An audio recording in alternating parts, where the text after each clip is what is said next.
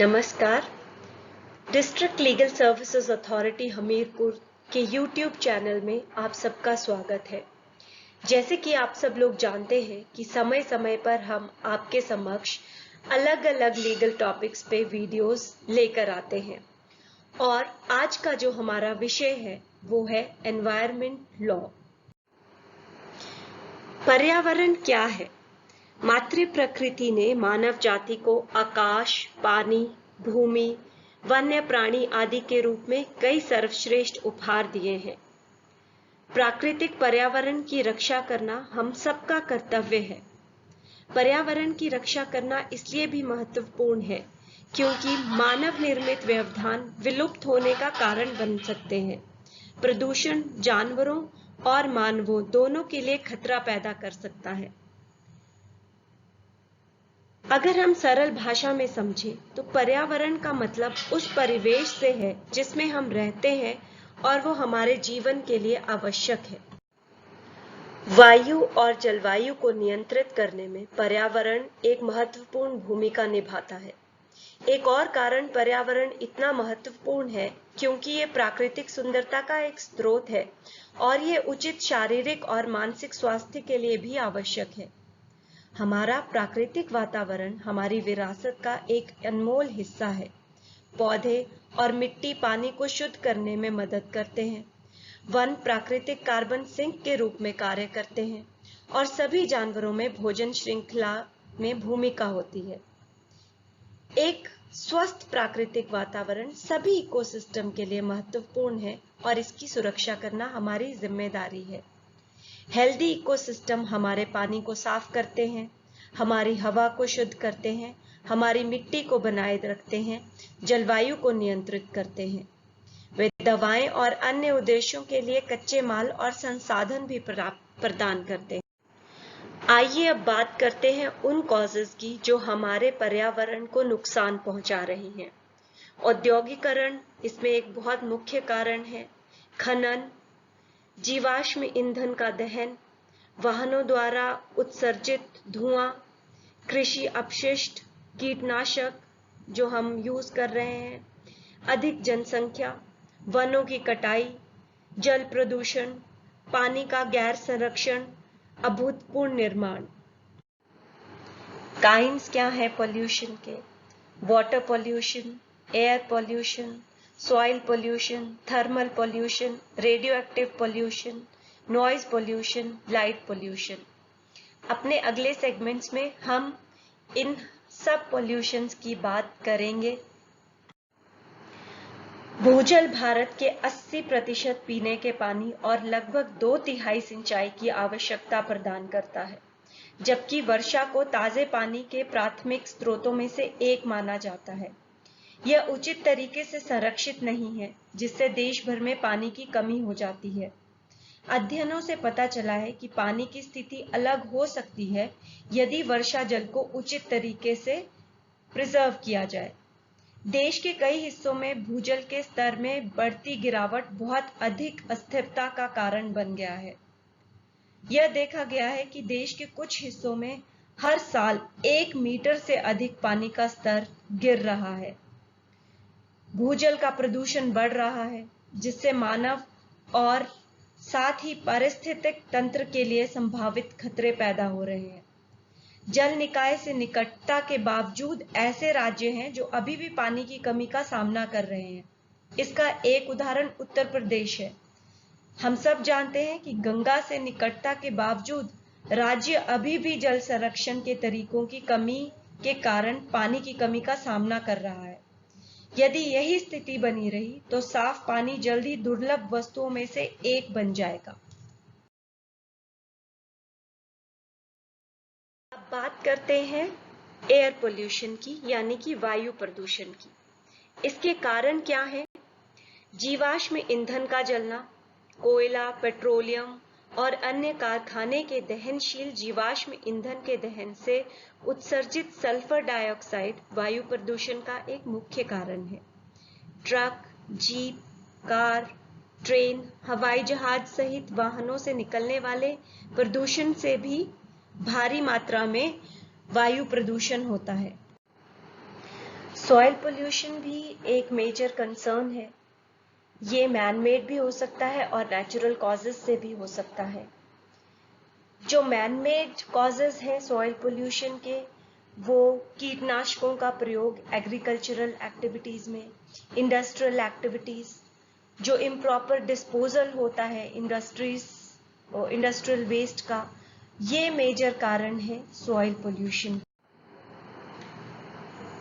रेडियोथर्मल प्रदूषण को जीवित जीवों और उनके पर्यावरण के भौतिक प्रदूषण के रूप में परिभाषित किया गया है, जो परमाणु विस्फोट और परमाणु हथियारों के परीक्षण, परमाणु हथियार उत्पादन, रेडियोथर्मिक अयस्कों के खनन, हैंडलिंग और निपटान के दौरान पर्यावरण में रेडियोथर्मल पदार्थों की रिहाई के परिणाम स्वरूप होता है।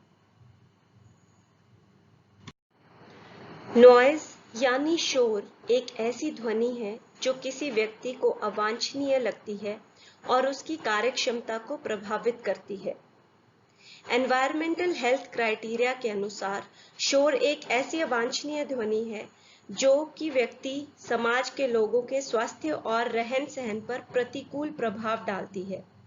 ध्वनि की तीव्रता को मापने के लिए डेसिबल इकाई निर्धारित की गई है और मानवीय कान 30 हर्ट्ज से 20,000 हर्ट्ज तक की ध्वनि के लिए बहुत अधिक संवेदनशील है, लेकिन सभी ध्वनियां मनुष्य को नहीं सुनाई देती। कान की क्षीणतम श्रव्य ध्वनि 0 स्तर से प्रारंभ होती है।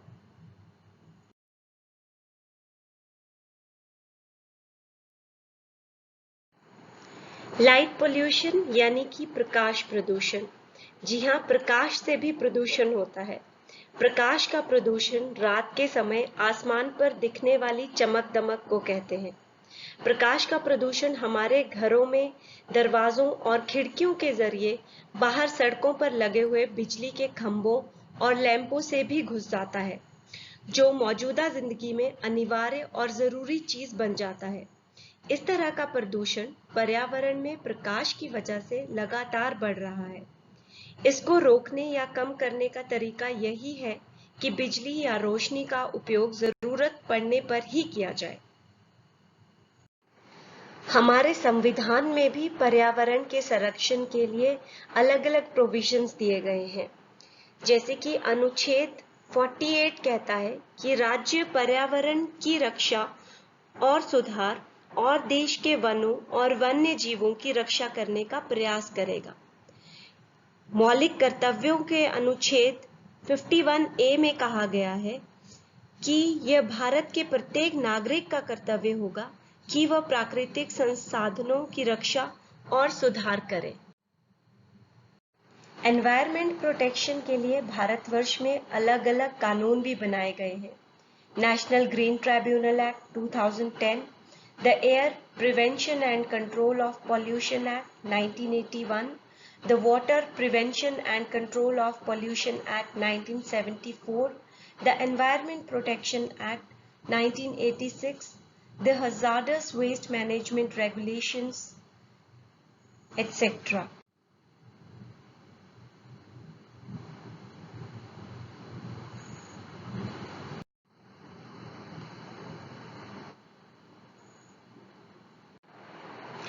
इसके अलावा भारत के सर्वोच्च न्यायालय में अनुच्छेद 32 के तहत या उच्च न्यायालय में अनुच्छेद 226 के तहत एक रिट याचिका दायर की जा सकती है। श्रीराम गैस रिसाव के मामले में, जिसमें कि ओलियम गैस का रिसाव हुआ था और परिणाम स्वरूप दिल्ली के नागरिकों को पर्याप्त पर्यावरणीय क्षति हुई थी, शीर्ष अदालत ने माना कि हर्जाने के लिए किए गए नुकसान की मात्रा का भुगतान करने के लिए प्रदूषक की क्षमता और परिमाण का अनुपात में होना जरूरी है।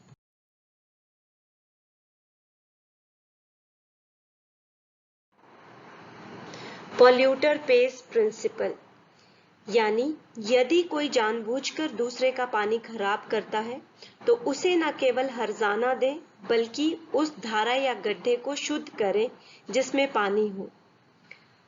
पॉल्यूटर पेड प्रिंसिपल हाल ही में एक बहुत लोकप्रिय अवधारणा बन गई है।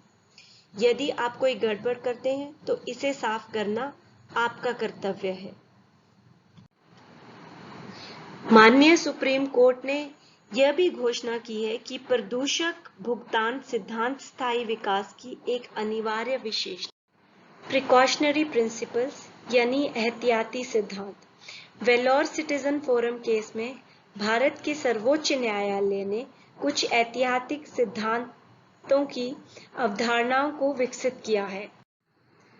Public trust doctrine. Public trust doctrine मुख्य रूप से इस सिद्धांत पर टिकी हुई है कि हवा, पानी, समुद्र और जंगलों जैसे कुछ संसाधनों का लोगों के लिए समग्र रूप से इतना महत्व है कि उन्हें निजी स्वामित्व का विषय बनाना पूरी तरह से अनुचित होगा।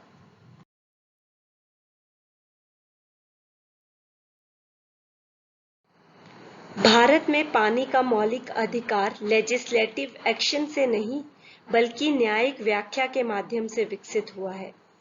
नर्मदा बचाओ आंदोलन वर्सेस यूनियन ऑफ इंडिया में माननीय सुप्रीम कोर्ट ने कहा कि जल मानव की जीवित रहने के लिए बुनियादी जरूरत है और अनुच्छेद 21 में जीवन और मानवाधिकारों के अधिकार का हिस्सा है। संविधान और स्वस्थ पर्यावरण का अधिकार और सतत विकास जीवन के अधिकार में निहित मौलिक मानवाधिकार है। पर्यावरण के प्रति जागरूकता और सम्मान की भावना को विकसित करना बहुत ही जरूरी है। इसके अंतर्गत बड़े स्तर पर वृक्षारोपण, जल संरक्षण और जल सुरक्षा के तहत दूषित नदियों के जल की सफाई इत्यादि करना, इन सब कार्यों में जनरल पब्लिक को भी आगे आना चाहिए और अपना सहयोग देना चाहिए। बच्चों और युवाओं में पर्यावरण के प्रति जागरूकता लाना बहुत ही जरूरी हो गया है। सार्वजनिक जागरूकता एक बहुत अहम विषय है, इसलिए ये आवश्यक है कि उचित जागरूकता होनी चाहिए। इस विवाद को शीर्ष न्यायालय ने MC मेहता के केस में डिस्कस किया। इस मामले में कोर्ट ने निर्देश दिया केंद्र सरकार को कि सभी सिनेमा हॉलों पर लाइसेंस के लिए एक शर्त होनी चाहिए कि सभी सिनेमा हॉल शो के बीच में पर्यावरण से संबंधित मैसेज यानी कि संदेश चलाएंगे। हम किस तरह से पर्यावरण संरक्षण में अपना सहयोग दे सकते हैं? हर एक व्यक्ति का पर्यावरण संरक्षण में अपना योगदान हो सकता है, जैसे कि आप अपनी बाइक या कार की सवारी करने के बजाय वॉक करें, सार्वजनिक परिवहन का या कारपूल का प्रयोग करें। जब उपयोग में ना हो तो लाइट और अन्य उपकरणों को, चार्जर इत्यादि को बंद कर दें। जब आप नहाते हैं, बर्तन धोते हैं तो पानी का नल खुला ना छोड़ें। इन छोटी छोटी चीजों का ध्यान रखकर हम भी अपना कंट्रीब्यूशन पर्यावरण के संरक्षण में दे सकते हैं। धन्यवाद।